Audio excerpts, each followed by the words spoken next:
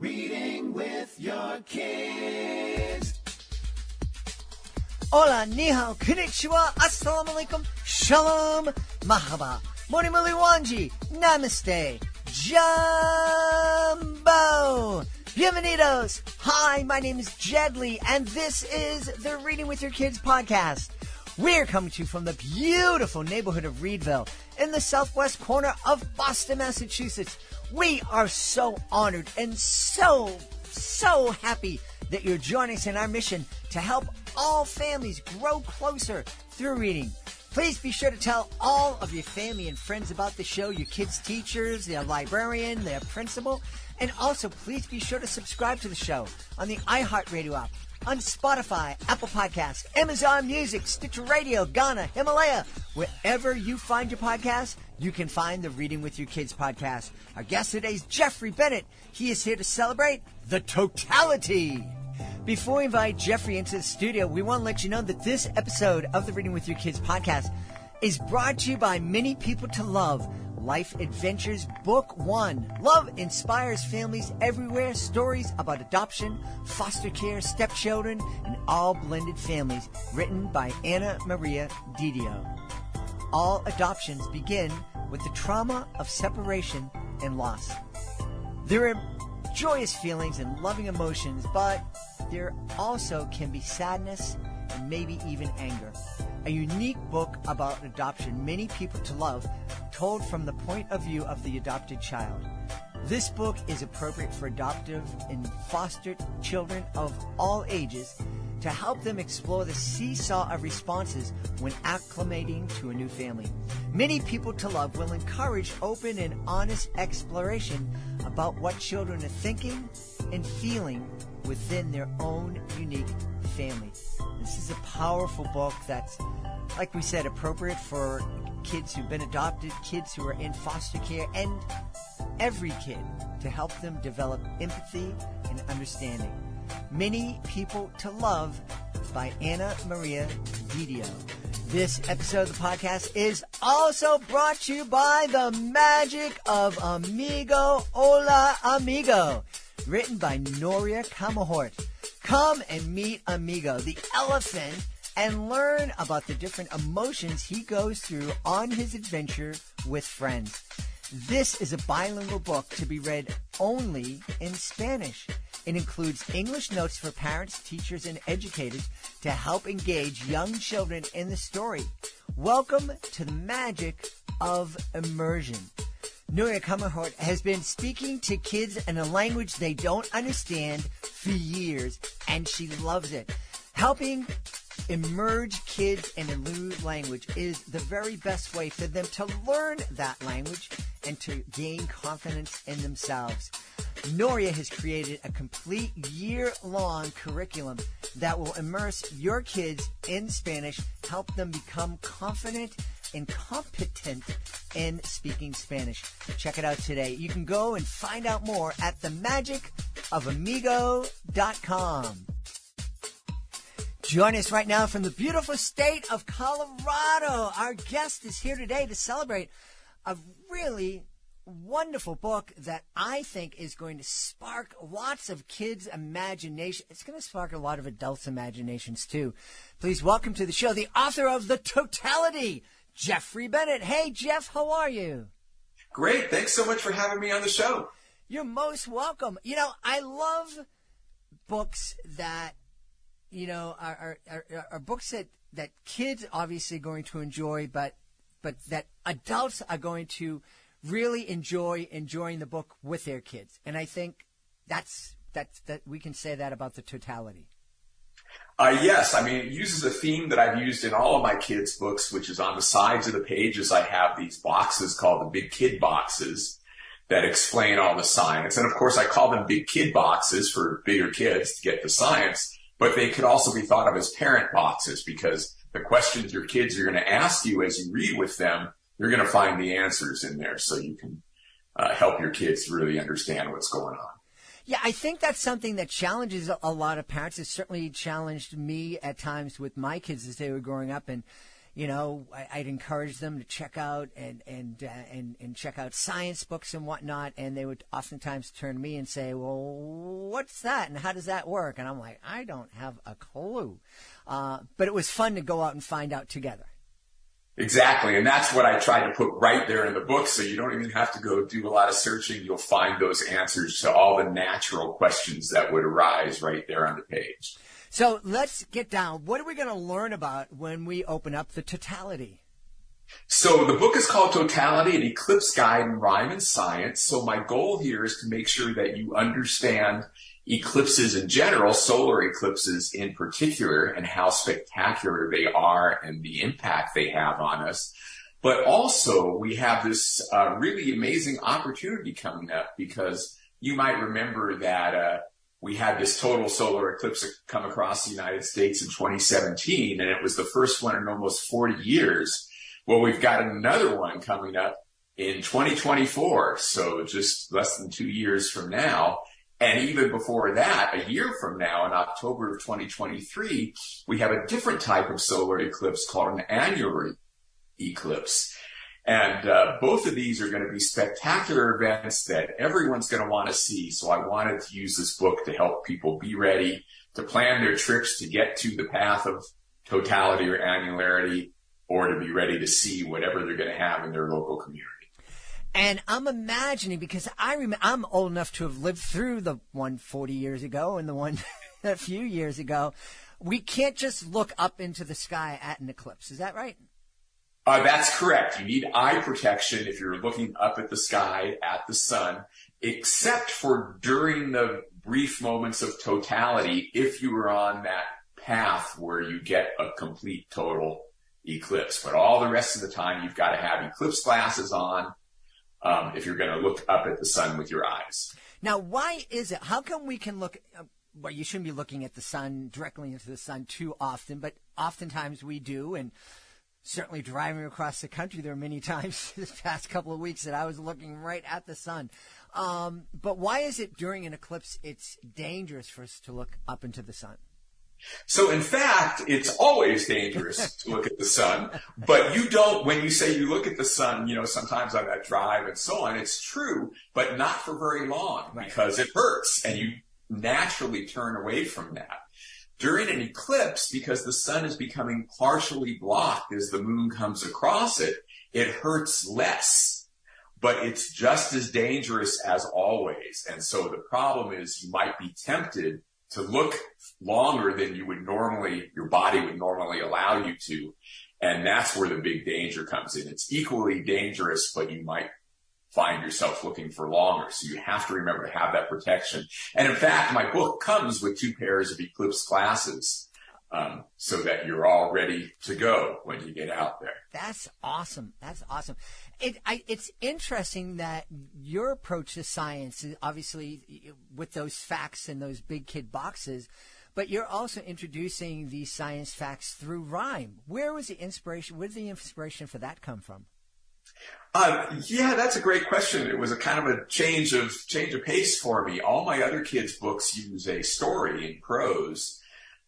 Because the topics I was writing about, like my book, Max Goes to the Moon, Max Goes to Mars, they fit a story pretty naturally. In this case, I wanted to teach about the science behind eclipses, and it doesn't really fit a prose story, and so I decided to take this different approach of using a rhyme. And the basic idea is that the rhyme is kind of like your mnemonic device. It should help trigger for kids when they see that rhyme, once they learn the science, like working with their parents on that big kid box on the page and understanding it, the rhyme will help them always remember it and think back about it. And hopefully then when they go out to see the eclipse, that'll keep it really fresh in their heads, more so than if all I did was explain the science. Where does your passion, because it's obviously you're passionate about science and helping kids and big kids understand the science, where did that passion come from? Well, I am an astronomer by training. But my passion came from growing up in the Apollo era and seeing all the amazing things that were happening. And I think it's just also a fact that kids are very naturally, we always talk about kids loving dinosaurs and stars, right? We're very naturally drawn to these topics. And so I think all kids are going to want to hear about this. I certainly was inspired by thinking about those things. And then in particular for writing these books, it came from back when I was an undergraduate and a graduate student. I spent a lot of time working at elementary schools, ran my own summer school for kids, and really started to recognize that the books that were available for kids on science and astronomy in particular, I wasn't super happy with how well they were presenting the material. So I thought, well, maybe I can try to do it myself. One thing we've talked about here on the podcast, and it really is baffling, it seems like schools and the people, and I don't necessarily think the people who write textbooks, but the people who publish textbooks, they seem to go out of their way to make really exciting, fascinating topics boring. History, science, and instead of just, science, the wonder of the universe, which is so awe-inspiring. And I also grew up in that Apollo era and just imagining myself as an astronaut, blasting off into space. And then to take that and to turn it into something that is just about memorizing numbers and dates and formula and go to sleep. I have to tell you a little story there that goes along with it. Carl Sagan was, of course, one of my big inspirations. And I remember when I started grad school and started teaching astronomy, one of the first things I said to my professor was how did the textbook take a topic that Carl Sagan made so incredibly fascinating and turn it into something so dull and boring? And as a result of that, I wrote my own textbook for college astronomy. And it's called The Cosmic Perspective because I want to get at that idea. And we've been very successful, I think, because we turned away from that dryness into really trying to capture that excitement. And with my kids' books, I'm trying to do exactly the same thing. Turn it into something fun. So in this particular book, Totality, it's a rhyme. In my other kids' books, it's a fictional story, about my dog traveling into space, but it's still teaching you all the real science that some, more pure nonfiction book would try to do, but hopefully in a much more fun way. Yeah, and I'm sure that billions and billions of kids have profited and benefited from that writing.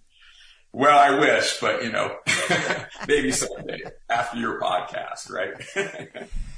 Hey, boy, we're living in this time. You and I grew up during a time of possibility when it was all, it's like, one day we're going to get to the moon, and one day we're going to have these little wrist watch communicator things, and one day we can, maybe do a video chat, and it was all a dream, and it was so exciting and inspiring. And kids growing up today, they have all the things that we dreamt about, but I don't know if they're as excited as you and I were.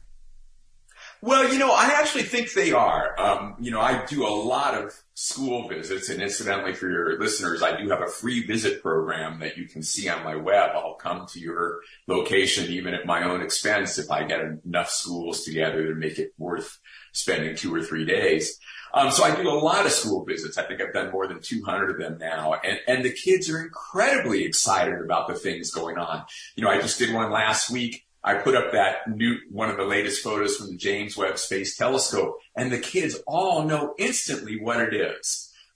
They are very tuned into this and excited about what we're going to be learning and the, excitement of space that's out there still. Yeah. Before we started recording, and I was just thinking about the wonder of an eclipse and thinking about what it must have been like thousands of years ago when, the only entertainment we had was to look at the sky and the stars and the sun and the moon.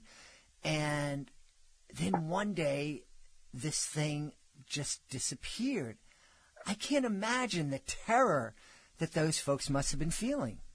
So on one of my pages, the rhyme says, in ancient times, it caused quite a fright when people saw daytime turn into night.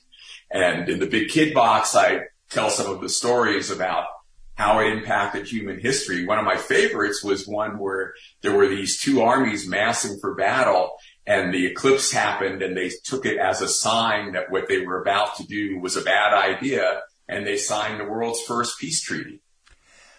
Yo, Jeff, what can we do to make something like that happen now? Because we need something like that to happen now, just to kind of give our world leaders a dope slap to say, hey, look, cut this crap out. We certainly do, but what I would say is that one of the messages I want to get across is that by having learned through science to be able to predict eclipses perfectly, to understand all these other things going on, we should have become smart enough to not do the kinds of things that we see happening in the world today in the first place. And I think part of the issue is not enough people have absorbed these lessons yet about who we are, what our cosmic perspective should be on our place in the universe. Carl Sagan wrote about this beautifully and talked about it many times, and hopefully we can start to get that message out to even more people, some in particular. Yeah, I really do hope so. It's interesting. You're talking about school visits. I've been doing educational magic shows for over 30 years, and kids will come up to me and they go, "Oh, it's so cool! You can do magic," and I always tell them that, yeah, I can do some tricks and I know how to do some tricks, but I think the real magic exists in your pocket. This little rectangular thing that you guys have that enables you to send a message to anybody, anywhere in the world in a blink of an eye.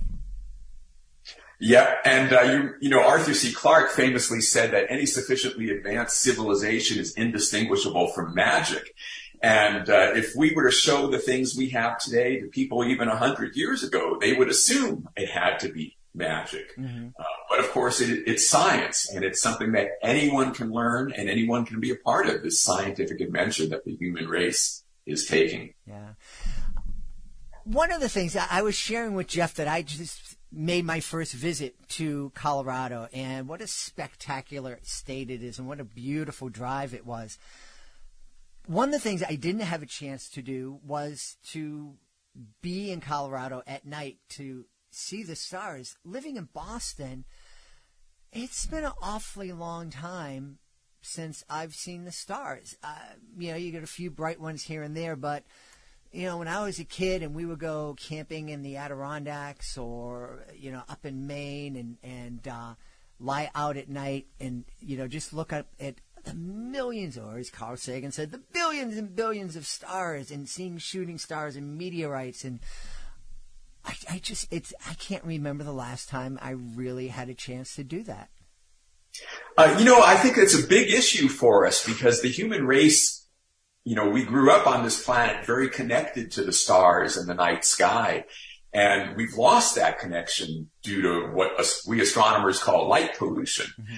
And there are groups that are trying to address that. There's a group called the International Dark Sky Association trying to get us to reduce those lights and make it so that even in cities like Boston, you might be able to see the stars at least somewhat.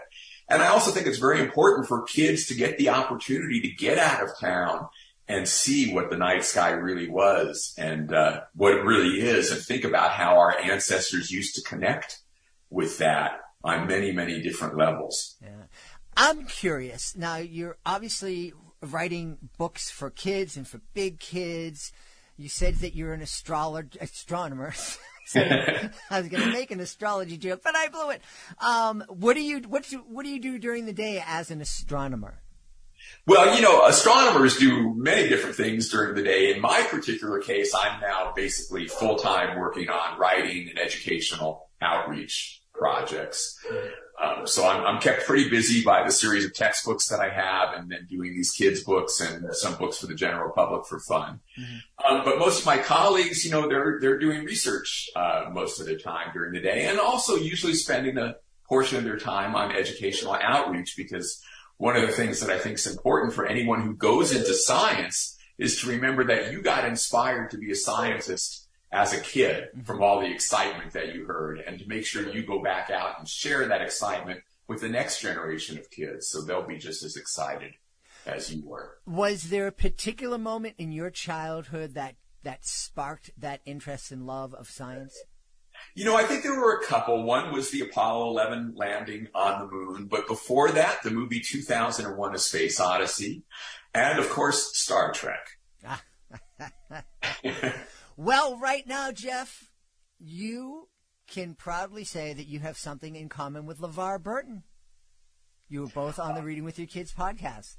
Yes, and we have another thing in common, which is that we've both had our books launched to the International Space Station. For Story Time from Space, which is a wonderful program. I hope everyone will check it out, storytimefromspace.com, where they have astronauts read kids' books from the International Space Station, and those videos are posted. And I was fortunate enough that mine was the first book chosen, my book, Max Goes to the Moon, and they've read all 6 of my prior kids' books. And Totality is scheduled for a launch coming up to the space station and should be read sometime early next year. That's awesome. Now, did you get the book back so you can say this book was in space? They said they're going to get them back to me. Yes, I don't have them yet. Well, I guess Amazon can't deliver overnight from the space station. Hey, what? I have a young niece who I'm very close to, who's just starting her college career. She has hopes to she's studying biomedical engineering. What advice do you have for her and for other kids who are looking to launch a career in the sciences? Well, I love that. First of all, my son just graduated a year ago in biomedical engineering, and just got he had one job, and he just got another one that he's going to be moving out with. So it's a great field for her to be in, really wonderful. And I think, the main couple pieces of advice for those who want to go into science and engineering. First, study. You have to do the work. Second, don't ever get discouraged, because it can be hard at times, but you're still capable of it if you put in the effort and do the work. If you need help, ask for help. Don't be shy about that. It's a struggle for everyone, but everyone is capable, I believe, if you put in that effort. And I would say those are the big things. Persevere and keep your interest and keep focused on what your goals are and where you want to go. Well, I think that's a great piece of advice, to ask for help. Danica McKellar was on the show, and she's a brainiac mathematician, and she had the same advice, and happily my niece is taking that advice, and I'm even more happy that she's not asking me for help. She's asking the appropriate people for help, because I don't know what I could do to help her. Exactly. So if people pick up Totality and they say, yes, I want to check out this, I want to be there to see this eclipse, where do they have to fly halfway around the world, or if they're listening to this in the United States, is it going to be a short drive, long drive? Well, it depends on where you live. The 2023 and 2024 eclipses cut across a large swath of the United States both. Now, the entire United States will have a partial eclipse on both of those dates. But if you want to be on the path of totality, I have to look specifically, but Boston's very, very close to it. Comes up from Mexico into Texas, across Austin, Dallas, and on up and out the East Coast. So the map's there. I also have a free app. You can download it from the iOS or Android store with the same name, Totality. And if you go to that app, you can punch in your location or any other location and find out exactly what you'll see in that location. Again, the app is completely free, so I encourage everyone to download that. And get the book, and then you'll get all the details on why you want to make sure you're on the path, and how to get there, and what to do to prepare, and everything else. Awesome. Well, you told everybody where they can get the app. Tell everybody, please, because I know you have a great website. Tell everybody where they can find that website and find out more about you and all of your books. So the website is bigkidscience.com. And there you'll find information about all of my books, about the app, about my various programs, about story time from space. In fact, the homepage has a great photo of Japanese astronaut Koichi Wakata up there on the International Space Station reading one of my books. So bigkidscience.com is the place to go. And of course, the book's available. There's links from there, but you can also get the book on Amazon, hopefully your local bookstore as well. Awesome. And we love encouraging folks to patronize their local bookstores. If the book's not on the shelf on Monday, just ask the nice person at the desk if they could order it. It'll be there Wednesday or Thursday. Exactly. Yeah. We've had a great time speaking to the author of Totality, Jeffrey Bennett. Hey, Jeffrey, thanks so much for being with us. Thank you very much for having me on the show. Please be sure to join us for the next episode of the Reading with Your Kids podcast. Our guest will be John Bray. He'll be here to celebrate his debut children's picture book called The End. Hey, before we end the show, we want to invite you to connect with us on social media, facebook.com/readingwithyourkids, at Reading With Your Kids on Instagram and TikTok, at Reading With Your Kids on Pinterest. Be sure to check out our YouTube channel. And also, if you are wanting to connect with us on Twitter, it's at Jedley Magic. And we would love for you to visit our website, readingwithyourkids.com. You can sign up for our free online magazine. You can also use the contact button at the top of the page to send us a message. Let us know what we're doing well. Let us know what we could be doing better. Let us know who you would like to hear on a future episode of the Reading with Your Kids podcast. I want to thank the folks who made today's show so wonderful. Of course, we're going to start by thanking our guest, Jeffrey Bennett. Please be sure to check out the Totality. Also want to thank our sponsors, Nuria Kamahort, Hola Amigo, and the magic of amigo.com. We also want to thank Anna Maria Didio.